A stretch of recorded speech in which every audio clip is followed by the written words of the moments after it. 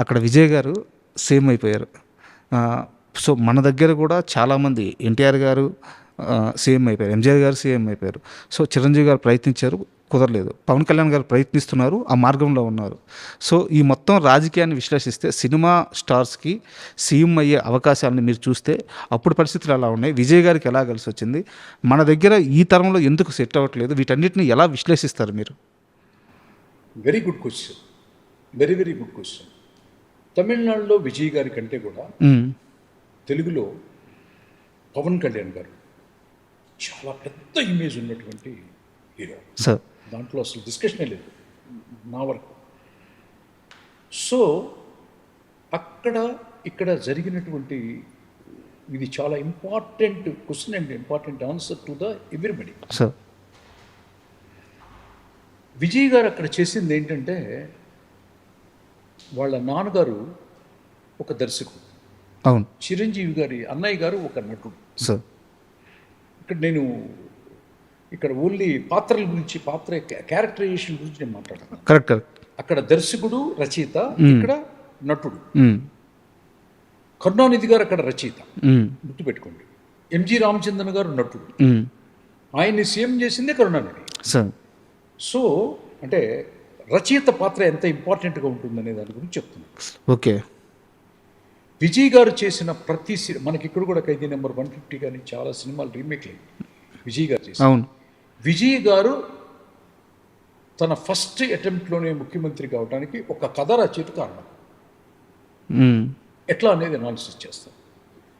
ఆయన రీమేక్లు చాలా తక్కువ చేశాడు, 1వ చేశాడు అంతే, ఎక్కువ చేయలేదు. ఎక్కువ స్ట్రైట్ సబ్జెక్టులు చేశాడు విజయ్ గారు. చాలా ఉన్నాయి సార్ ఆయన రీమేక్లు, తక్కువ హిట్లు, తక్కువ చేసినా కూడా ఏదో పెళ్లి సందడి లాంటివి ఏదో తప్ప గ్రాండ్ ఇయర్ పెద్ద సక్సెస్ అన్నీ కూడా స్ట్రైట్ సబ్జెక్ట్. ఆయన తీసుకున్నటువంటి ఇతివృత్తం ఏంటంటే, ఒక్కసారి రైతుల గురించి తీసుకున్నాడు, ఒకసారి స్త్రీ సమస్యల గురించి తీసుకున్నాడు, ఒకసారి యూత్ స్పోర్ట్స్ అంశాన్ని తీసుకున్నాడు.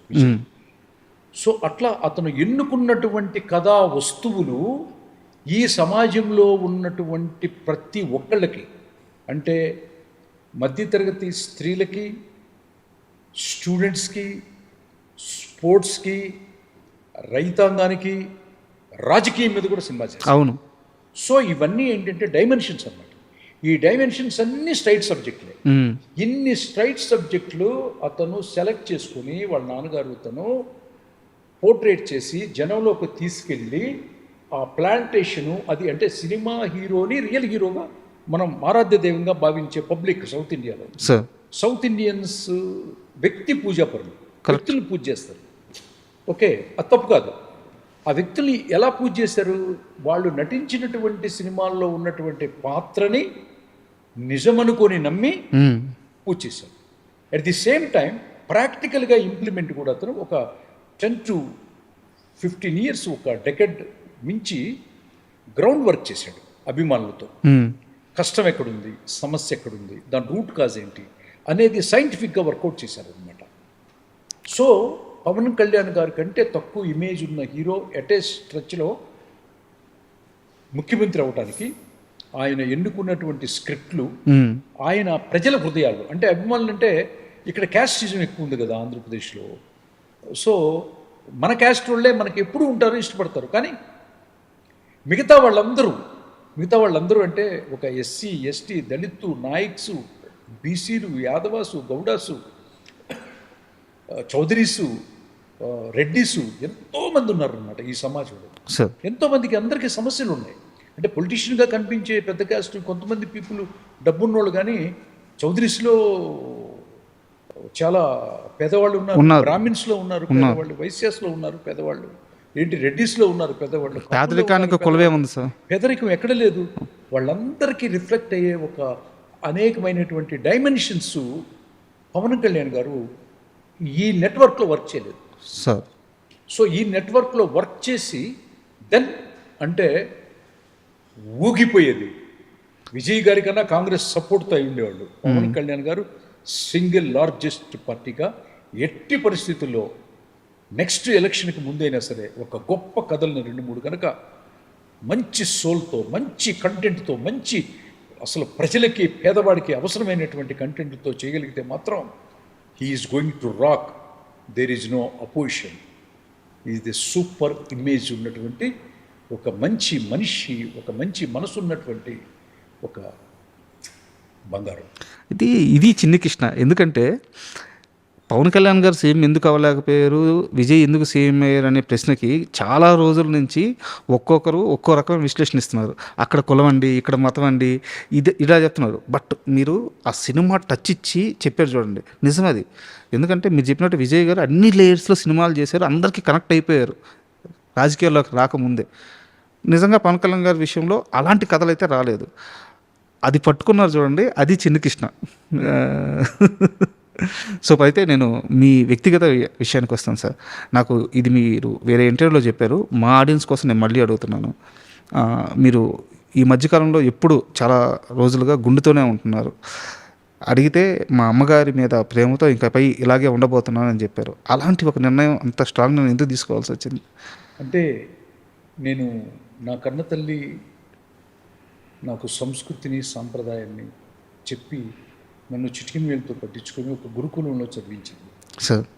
సో నా తల్లి కంటే ఈ భూమి మీద నాకెవరూ ఎక్కువ కాదు. అట్లానే భూమాత, సరస్వతి అమ్మవారు, దుర్గమ్మ తల్లి అందరినీ ప్రతి గుడికి తిప్పింది ఈ దేశంలో. వారణాసి, కాశీ కూడా నాకు ఫస్ట్ మా అమ్మే చూపించింది చిన్న వయసులో. చూసి ఇది ప్రపంచానికి చూపించాలనుకున్నాను. నేను చూసిన ప్రతిదీ ప్రపంచానికి చూపించాలనుకున్నాను. సో అట్లా నా తల్లి నా జీవితంలో చాలా ముఖ్యమైన పాత్ర. మా నాన్నగారు కూడా. మా నాన్న అంటే నాకు ప్రాణమే కాదు, చాలా. మా నాన్న అంత మంచివాడిని నేను ఇంతవరకు ఎవరిని చూడలేదు ఈ భూమి మీద. అంత మంచివాడు.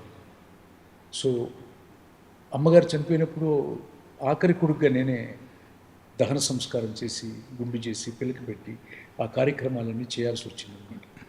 చేయాల్సి వచ్చినప్పుడు నేను చాలా ఎమోషనల్ పర్సనాలిటీ. నేనే కాదు, ఏ రచయిత అయినా, ఒక పెయింటరు, ఒక కళాకారుడు, ఒక శిల్పి, ఖచ్చితంగా పాటలు రాసేవాళ్ళు కూడా ఎక్కువ ఎమోషన్స్ ఫీల్ అవుతారు. అవును, చిన్నదానికి టచ్ చేస్తే టీర్స్ వస్తాయి అందరికీ. ఇప్పుడు మీరు కూడా ఏదో పాటలు రాసే రవిశేఖర్ కవిని అన్నారు, మీకు కూడా అంతే అనమాట. సో మనకి బయట వాళ్ళకి తేడా ఏంటంటే మనం ఓవర్ ఎమోషనల్ ఫీల్ అవుతాం. ఈ ఎమోషన్ కొంతమంది బ్యాడ్ ఇంటెన్సిటీ ఉన్న వాళ్ళు ఎన్కాష్ చేస్తారు. సో అట్లా మా అమ్మగారి యొక్క అంత్యక్రియలు అయిపోయి ఇదైనప్పుడు ఆ గుండుతో అద్దం ముందు చూసుకున్నప్పుడు ప్రతి మనిషికి, ఆడవాళ్ళకైనా మగవాళ్ళకైనా కూడా జుట్టు చాలా అందం సార్ కదా. మా అమ్మే లేని ఆ అందము, ఆ జుట్టు నాకు ఇక అవసరం లేదనుకున్నాను. ప్రతిరోజు నిత్యం, సంవత్సరానికి ఒకసారి తల్లిదండ్రులను తలుచుకోవటం కంటే నిత్యం ఉదయాన్నే లేచి గుండు చేయించుకుంటున్నప్పుడు మా అమ్మ నాకు లేదు, నాకు 50% ఎనర్జీ పోయింది అన్న ఫీల్ అవుతూ హెడ్ షేవ్ చేసుకుంటాను అనమాట. ఇది లైఫ్ లాంగ్ కంటిన్యూ చేస్తాను. ఎవరో యాక్ట్ చేయమని అడుగుతున్నారు, వాళ్ళు అడుగుతున్నప్పుడు మాత్రం ఆ 2 months 3 months ఏదైనా పెంచుతాను అంతే. అక్కడ తమిళ్లో అడుగుతున్నారు నన్ను యాక్ట్ చేయమని, చాలామంది అడుగుతున్నారు. సో చిన్ని కృష్ణ యాక్టర్గా కూడా మారబోతున్నాడు. అంటే ఏదైనా బాగా నచ్చి ఒక బాగా ఇన్స్పైరింగ్గా ఉంటుంది కనుక ఖచ్చితంగా చేస్తాను. సార్ అయితే మీ అబ్బాయి విషయానికి వస్తే యుఎస్లో ఎయిర్ ఫోర్స్కి సంబంధించి సార్, నాకు తెలిసి ఇండియాలో ఇప్పటివరకు ఇండియా నుంచి వెళ్ళిన వాళ్ళు ఎవరు కూడా అక్కడ ఎయిర్ ఫోర్స్లో ఆ పొజిషన్కి వెళ్ళింది లేదు. సో ఫస్ట్ పర్సన్ అనుకుంటాను. ఆల్ ఇండియాలో ఫస్ట్ పర్సన్ సెలెక్ట్ అయ్యి. సో అసలు ఏం జరిగింది యాజ్ ఎ ఫాదర్గా? నా పెద్ద కొడుకు సివిల్ ఇంజనీరు, వాడు అక్కడ యుఎస్లో చదువుకున్నాడు, వాటిలో మాస్టర్స్ అన్ని అక్కడే చేశాడు. ఆ తర్వాత ఒక పెద్ద కంపెనీలో వర్క్ చేస్తున్నాడు. సో అట్లా వాడికి ఏదో లింక్తో ఎయిర్ ఫోర్స్లో వర్క్ చేయడానికి లోపలికి వెళ్ళాడు, సివిల్ వర్క్ చేయడానికి. ఇంకా పెద్ద పెద్ద వర్క్స్ అవి చేయాలంటే అక్కడ ఎయిర్ ఫోర్స్లో చాలా స్ట్రిక్ట్ కదా, ఎవరిని పడితే వాళ్ళు లోపలికి రానివ్వరు కదా. ఎయిర్ ఫోర్స్లో కూడా ట్రైనింగ్ తీసుకొని ఉండాలి, ఎనీ కాంట్రాక్ట్ ఆర్ ఇంజనీర్. అంటే లాట్ ఆఫ్ డిపార్ట్మెంట్లు ఉంటాయి, వార్ ఫీల్డ్లో చేసేవాళ్ళు వేరు.